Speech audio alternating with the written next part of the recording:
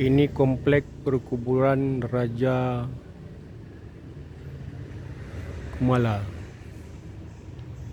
Komplek perkuburan Raja Kumala, Pidia. Beliau ditangkap oleh penjajah Belanda, penjajah paling celaka di dunia. Lalu meninggal di Kota Raja. Belanda itu penjajah paling celaka di dunia. Merusak agama, merusak budaya, merusak sosial, merusak sejarah. Itulah penjajah Belanda celaka.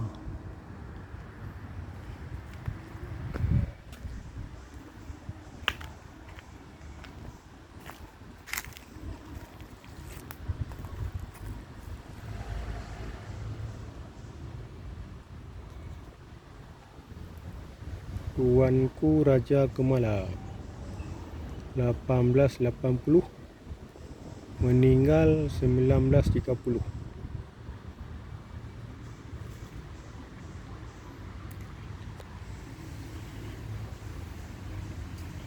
Ini sudah susah dibaca nih.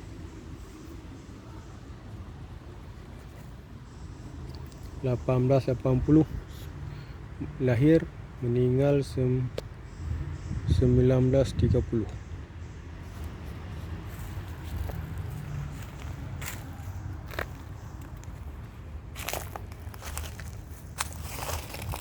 Ini Tuanku Mirza Kumala bin Tuanku Abdul Jalil, 1958 meninggal 2019.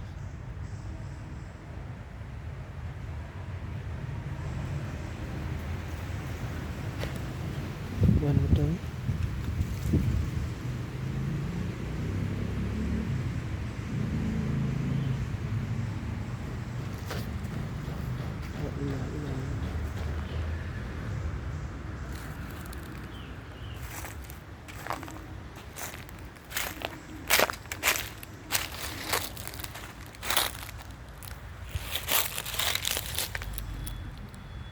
Tuanku Abdul Jalil bin Tuanku Raja Kumala, 1930 1998.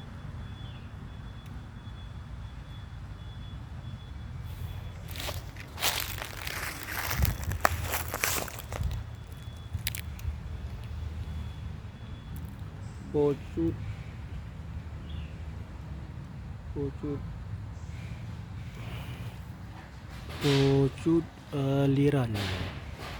Apa ini?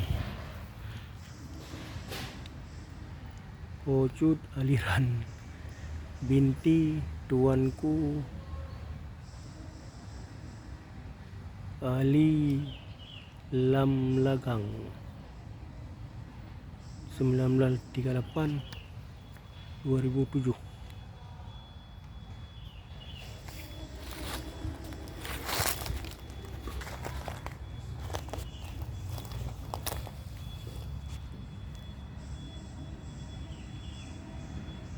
Raja Tunku Radin Putri binti Tuanku Ahmad,